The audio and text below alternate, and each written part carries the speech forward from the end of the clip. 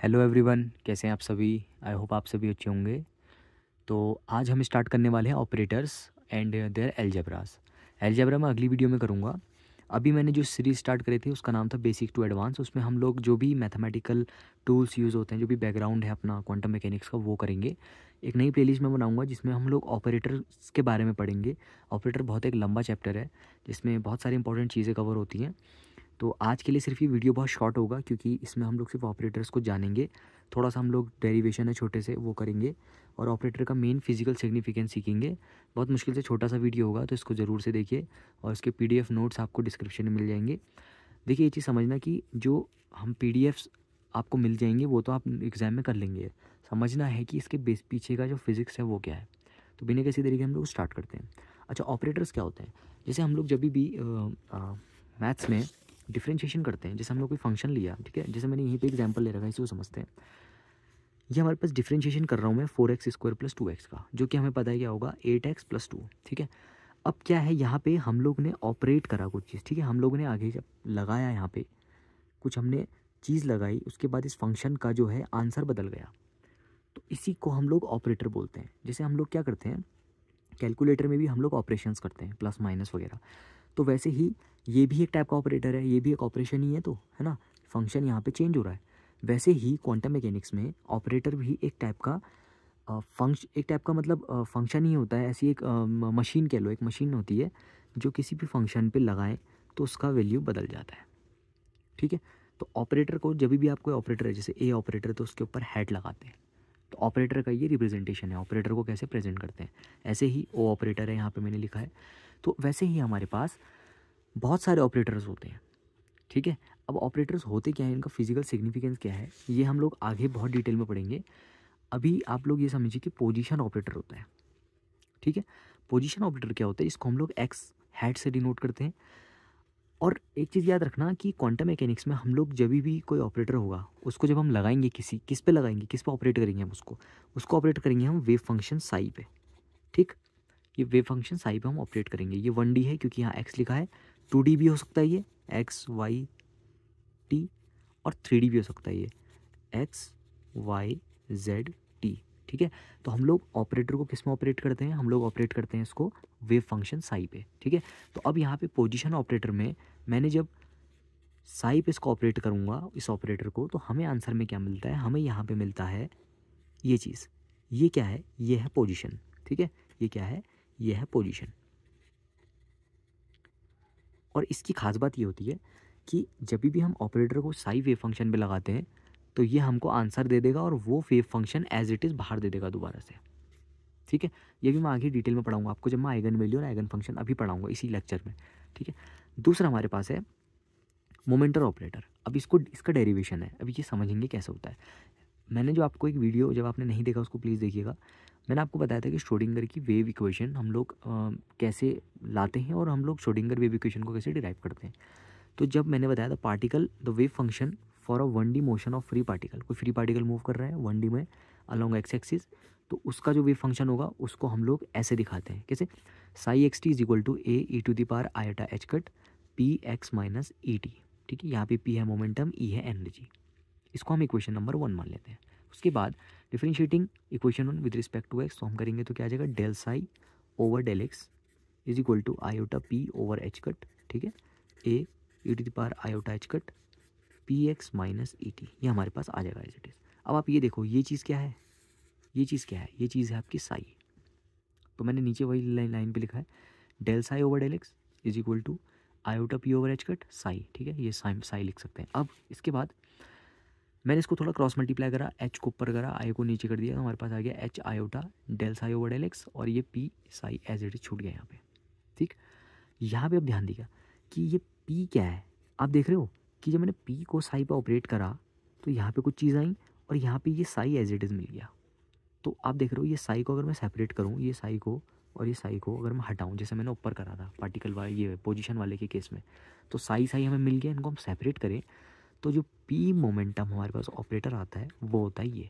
मैं आई से ऊपर आई से नीचे मल्टीप्लाई करूँगा, आई से ऊपर आई से नीचे, आई आई हो जाएगा माइनस आई माइनस 1, आई ऊपर ऐसी है h cut del over del x, ये हमारे पास होता है मोमेंटम ऑपरेटर।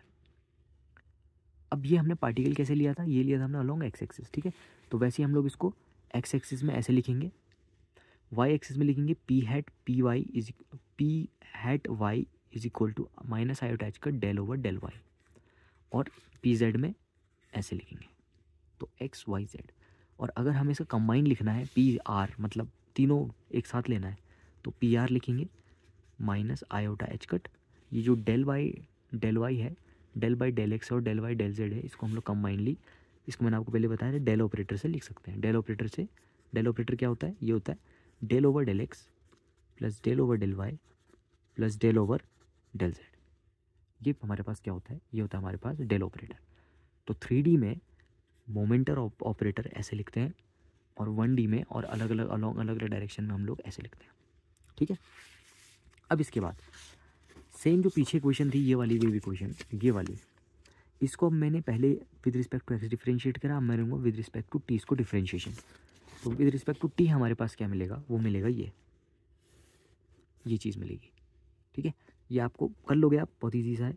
तो ये पार्ट फिर से क्या है हमारे पास, ये पार्ट है साई, तो फिर से मैंने क्या लिख दिया, ये तो एज इट इज़ था iota e minus iota h cut over E psi. अब आप फिर से देखो, साई और साई एक साथ आ गए, तो उसको थोड़ा क्रॉस मल्टीप्लाई करेंगे तो क्या है हमारे पास, एच माइनस आयोटा, तो ये हो जाएगा h minus h cut over iota del psi over del t. अब यहाँ देखो, साई और साई सेपरेट हो गए, ये ई है एनर्जी, तो अब साई सेपरेट कर देंगे तो एनर्जी ऑपरेटर क्या मिलेगा हमको, वो मिलेगा iota h cut del over del t. ये मोस्ट इंपॉर्टेंट रिजल्ट है एनर्जी ऑपरेटर का, ठीक है। अब इसके बाद अगर आपने वो लेक्चर नहीं देखा कि श्रोडिंगर की टाइम डिपेंडेंट इक्वेशन क्या होती है, वो आपको पता होनी चाहिए। तो श्रोडिंगर की टाइम डिपेंडेंट इक्वेशन होती है del square psi plus 2m over h cut square E minus V psi is equal to 0, ठीक। ये हमारे पास कौन सी इक्वेशन है, श्रोडिंगर की टाइम इंडिपेंडेंट इक्वेशन है। थोड़ा सा इसको जब हम लोग इधर उधर करेंगे, मतलब एच कट स्क्वायर को ऊपर करा, 2m को इधर करा, माइनस वगैरह इधर उधर भेजा, थोड़ा सा इस इक्वेशन को अगर हम रीअरेंज करेंगे, ठीक है, रीअरेंज करेंगे तो हमारे पास ये वाली इक्वेशन बन के आएगी। और फिर देन आप यहाँ पे साई कॉमन ले लो, देखो साई हमने कॉमन ले लिया, साई कॉमन ले लिया। अब यहाँ एक चीज़ देखना कि साई कॉमन आ गया, एनर्जी ये है, तो हमारे पास ये ऑपरेटर किसका है, ये ऑपरेटर है हैमिल्टोनियन ऑपरेटर, ठीक है। तो इसका मतलब हैमिल्टोनियन का ऑपरेटर को हम लोग ऐसे लिख सकते हैं, कैसे, h cut minus h cut square 2m del 2 plus h, ठीक है। तो ये हमारे पास आ गया। ये वाला पार्ट क्या है, ये वाला पार्ट है काइनेटिक एनर्जी, और ये वाला पार्ट है पोटेंशियल एनर्जी। तो काइनेटिक एनर्जी का ऑपरेटर भी ये हुआ, तो मतलब काइनेटिक एनर्जी का ऑपरेटर को हम लोग ऐसे लिख सकते हैं, कैसे, minus h cut square over 2m del square, ठीक। लैप्लाशियन ऑपरेटर डेल स्क्वायर, और डेल स्क्वायर क्या होता है यहाँ पे, डेल स्क्वायर होता है हमारे पास del 2 over del x2, del 2 over del y2 और डेल 2 ओवर डेल z2, ठीक है। तो आप देख रहे हो कि हैमिल्टोनियन ऑपरेटर मिल गया हमको। अब एक चीज़ बड़ी इंटरेस्टिंग है, आपको बताता हूँ, ये हैमिल्टोनियन का ऑपरेटर है। जब मैं इसको वेव फंक्शन साई में 1D में ले लेते हैं, लगाऊंगा, तो हमारे पास क्या मिलता है, हमारे पास मिलती है एनर्जी, मोस्ट इंपॉर्टेंट है। और पता है, इतने से छोटे से आपको ना पूरा इक्वेशन डिराइव हो जाएगा। मैं आपको लर्न करने का तरीका सिखा देता हूँ, क्या, श्रोडिंगर की इक्वेशन, यहाँ से हम पूरा डिराइव कर सकते हैं। देखो कैसे, आपको लिखना है H psi is equal to E psi. अब आपको इसका ऑपरेटर पता होना चाहिए, क्या होता है, h cut square over 2m del psi del square, ठीक है, minus h cut square upon del square plus V psi is equal to E psi, ठीक है। और अब क्या लिख सकते हैं हम लोग उसको, minus h cut square 2m del square plus V psi is equal to E psi. थोड़ा सा इसको अरेंज करेंगे तो हमारे पास ये आ जाएगा, डेल स्क्वायर साई, यहाँ भी साई मल्टीप्लाई हो जाएगा, plus V 2m over h cut square E minus V psi is equal to 0, ठीक है। ये हमारे पास क्या आ गया, ये आ गई श्रोडिंगर की टाइम इंडिपेंडेंट इक्वेशन। तो आप देख रहे हो कि यहाँ से हम यहाँ पहुँचे। लर्न करने का तरीका ही, एग्जाम अगर आप भूल जाओ तो ऐसे लर्न कर सकते हो, ठीक है। उसके बाद हमारे पास ये ऑपरेटर, देखो ऑपरेटर बहुत आगे, बहुत पूरा बड़ा चैप्टर है। हर्मिशियन ऑपरेटर आता है, प्रोजेक्शन ऑपरेटर, यूनिटरी ऑपरेटर, तो हम धीरे धीरे करके स्टार्ट करेंगे इसको, बट अभी हाल फिलहाल के लिए इतना सा ही इनफ है। अब इसके बाद ये हमने जो पढ़ा ये तो पढ़ लिया। अब इसके बाद ये मेन चीज़ है, ये समझना आपको, eigen function and eigen value, ठीक है। अब इसको समझना कि क्या होता है। तो हम मान लेते हैं कि Sai be a well behaved function. Well behaved function क्या होता है, जो साई जिसको फॉलो करता है, ठीक है, जैसे वो कंटिन्यूस होना चाहिए, डिफरेंशिएबल होना चाहिए, sigh of a state of the system and an operator A operates on the function. अब इसको समझते हैं, कोई ए ऑपरेटर है ए कैप, वो साई पे ऑपरेट हुआ और उसने आंसर हमें दे दिया ए साई एक्स। ये बिल्कुल ऐसी ही एनालॉजी जैसे हमने यहाँ करा था, ये लीजिए एक्स ऑपरेटर साई पे लगाया, ये मिला। तो अब मैं आपको उसका फिजिकल सिग्निफिकेंस बताने वाला हूँ। फिर क्या होता है, यहाँ पे ए तो है ऑपरेटर, साई होता है आइगन फंक्शन और ए होती है आइगन वैल्यू। ठीक, ये आपको टर्म्स लर्न करनी है। मतलब साई के 3 नाम होते हैं, ठीक है, साई के 3 नाम होते हैं, वेव फंक्शन, स्टेट वेक्टर, ये मैंने हिल्बर्ट डिस्टेंस बताया था, और एक नया आपका नाम आ गया आइगन फंक्शन। तीनों ही एक ही चीज़ है, बस इसका ऑपरेटर में आइगन फंक्शन बोलते हैं, नॉर्मली वेव फंक्शन बोलते हैं, और स्टेट बताने के लिए हम इसको स्टेट वेक्टर बोलते हैं। साई को है वो एक ही चीज़। अब एक चीज़ समझिए, जैसे मैंने यहाँ डबल डिफरेंशिएशन लिया e⁴x का, तो आंसर ये आता है। तो यहाँ पे 16, यहाँ पे ये क्या है ऑपरेटर, ये वाला पार्ट है ऑपरेटर, ये क्या है आइगन फंक्शन, और ये क्या है 16 आइगन वैल्यू। और फिर से देखो हमें क्या मिल गया आइगन फंक्शन, जो हमने पीछे करा था। तो अब आपको 2-4 चीज़ें लर्न करनी है, आपको समझ में आ जाएगा क्या है ऑपरेटर वगैरह क्या होता है। जो भी हम फिजिकल क्वांटिटी क्लासिकल मैकेनिक्स में हम लोगों को चाहिए, देखो हमको एट द एंड हमको इलेक्ट्रॉन हो, प्रोटॉन हो, कोई भी क्वांटम मैकेनिकल सिस्टम हो, कोई भी हो, हमें मतलब है energy, position, momentum, energy, angular momentum, ऐसी फिजिकल क्वांटिटी जिसकी हमें नीड है।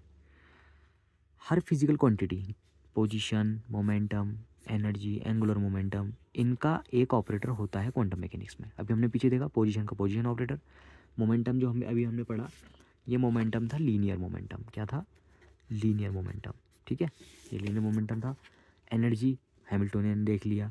एंगुलर मोमेंटम, ये आगे पूरा चैप्टर है, इसमें पढ़ेंगे एंगुलर मोमेंटम ऑपरेटर क्या होता है। तो हर फिजिकल क्वांटिटी के साथ एक ऑपरेटर होता है क्वांटम मैकेनिक्स में।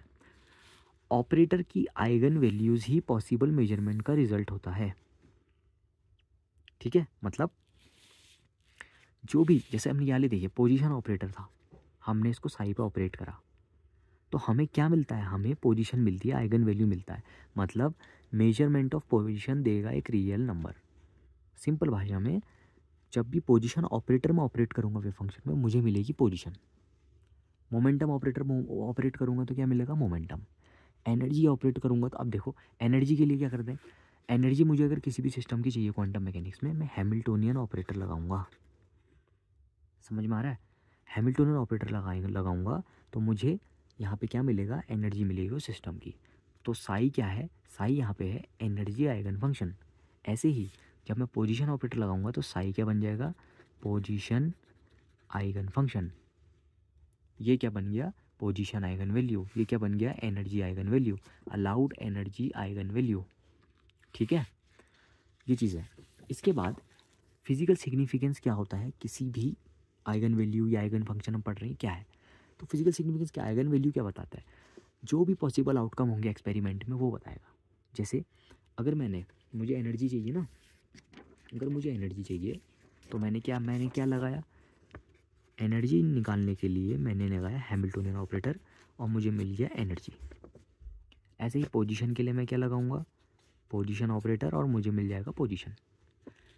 मोमेंटम ऑपरेटर में लगाऊंगा लीनियर मोमेंटम ऑपरेटर, तो मुझे क्या मिल जाएगा यहाँ पे, मोमेंटम। ये चीज़ मैं आपको बताना चाह रहा हूँ।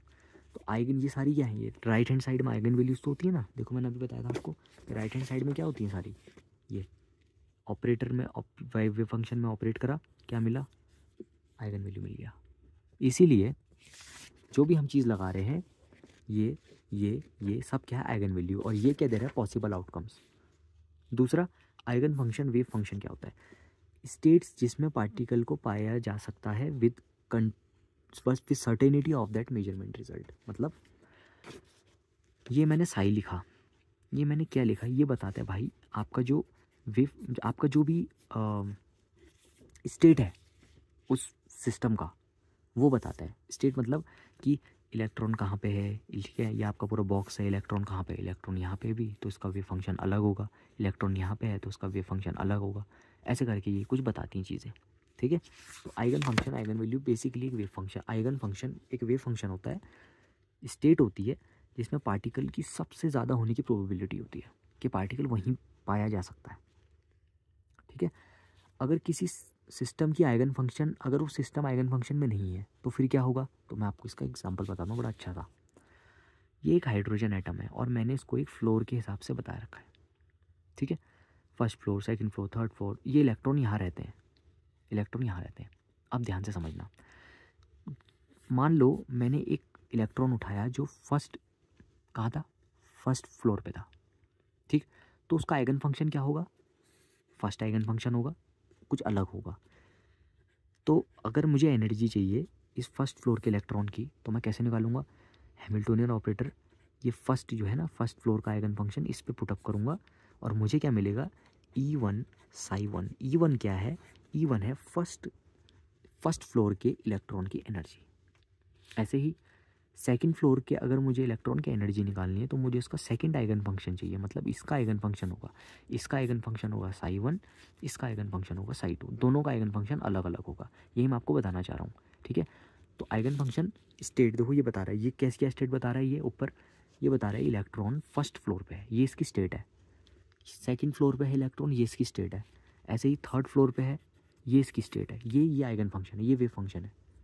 तो जब मैं, अगर मुझे थर्ड फ्लोर के इलेक्ट्रॉन की एनर्जी चाहिए, मैं हैमिल्टोनियन ऑपरेटर पकड़ूंगा जो कि एक ही है हमारे पास, उसको थर्ड आइगन फंक्शन पे लगाऊंगा, थर्ड फ्लोर के इलेक्ट्रॉन के आइगन फंक्शन पे लगाऊंगा और मुझे क्या मिलेगा, एनर्जी मिलेगी थर्ड फ्लोर के इलेक्ट्रॉन की और eigen function as it is बाहर मिल जाएगा। लेकिन अब मैं अगली वाली लाइन पे क्या लिखा है, अगर सिस्टम के आइगन फंक्शन में, अगर सिस्टम किसी आइगन फंक्शन में है ही नहीं तो मेजरमेंट करने में मल्टीपल आइगन वैल्यूज मिलती है प्रोबेबिलिटी के साथ। अब इसको समझते हैं, सेम है फ्लोर। अब प्रॉब्लम क्या है, आपका ये जो फ्लोर था ये फिक्स नहीं है, ये कभी यहाँ होता है, कभी नीचे आ जाता है, लिफ्ट टाइप की, कभी ये यहाँ होती है, कभी यहाँ पहुँच जाता है, कभी यहाँ पहुँच जाता है। तो ये फिक्स नहीं है, मतलब ये साई फिक्स नहीं है, ये साई है, ये 1 2 3 नहीं है। ये psi1 इसके लिए अलग होगा, psi2 psi3 नहीं। अगर ये psi2 पे चला गया तो ये psi2 बन जाएगा, अगर ये यहाँ पहुँच गया तो ये psi3 बन जाएगा, अगर ये टॉप पे पहुँच गया psi4 बन जाएगा। मतलब एक Sai C1 psi1, C2 psi2, C3 psi3, C4 psi4, एक साई इतने तरीके से लिखा जा सकता है। ठीक है। तो हमारे पास अलग अलग, उसके लिए अलग अलग वेव फंक्शन नहीं मिल रहे हैं, अभी एक ही वेव फंक्शन है साई। तो अब मैं, अगर मुझे एनर्जी चाहिए तो देखो मेरे को एनर्जी क्या मिलेगी, जब मैं इसको एन कितने फ्लोर है यहाँ पे, 4 फ्लोर है, 1 2 3 4। तो जब मैं इस वेव फंक्शन को पुटअप करूँगा तो मुझे एक एनर्जी नहीं मिलेगी, मुझे 2 3 एनर्जी मिलेगी, वो भी प्रोबेबिलिटी के साथ। कि अगर मान लो यहाँ पे है ये, तो ये बन जाएगा psi1 और E1 की होने की प्रोबेबिलिटी 90%, मतलब कह सकते हैं एग्जांपल के लिए कि 90% है। ठीक है। आई होप आपको समझ में आ रहा होगा। सिंपल भाषा में, आइगन फंक्शन अगर फिक्स नहीं है तो भाई आपका जो आइगन वैल्यूज़ मिलेंगी वो भी फिक्स नहीं होंगी, उनकी कुछ प्रोबेबिलिटी होगी। हाँ यार, ये 90% हो सकता है कि E1 इसकी एनर्जी हो, बट और भी तो हो सकती है ना, लिफ्ट तो कहीं भी जा रही है, ये। तो बस यही आपको बताना था, मेन मोटिव यही था कि ये आइगन फंक्शंस और ये आइगन वैल्यू ऑपरेटर करते क्या है। तो ऑपरेटर आपको समझ में आ गया होगा कि ये कैसे काम करते हैं। ठीक है। कोई भी प्रॉब्लम क्वेरी हो, ये मैंने एक बहुत अच्छा एग्जांपल लिया हाइड्रोजन एटम का, कोई भी क्वेरी हो, कोई भी कुछ हो तो आप पूछना। और वीडियो काफ़ी लंबा हो गया, वैसे 20 मिनट हो गए, बट फिर भी मैंने कोशिश करी है समझाने की अच्छे से। तो अब हम अगला वीडियो लाएंगे बहुत जल्दी, और ऑपरेटर्स में रहेगा भी, और फिर बाद में बेसिक टू एडवांस वाला भी चलता रहेगा साइड से। ठीक है। और कोई भी वीडियो आपको चाहिए हो तो मुझे कमेंट करके ज़रूर बताइएगा, और PDF नोट्स आपको नीचे मिल जाएंगे अच्छे से। तो मिलता है आपसे अगली वीडियो में।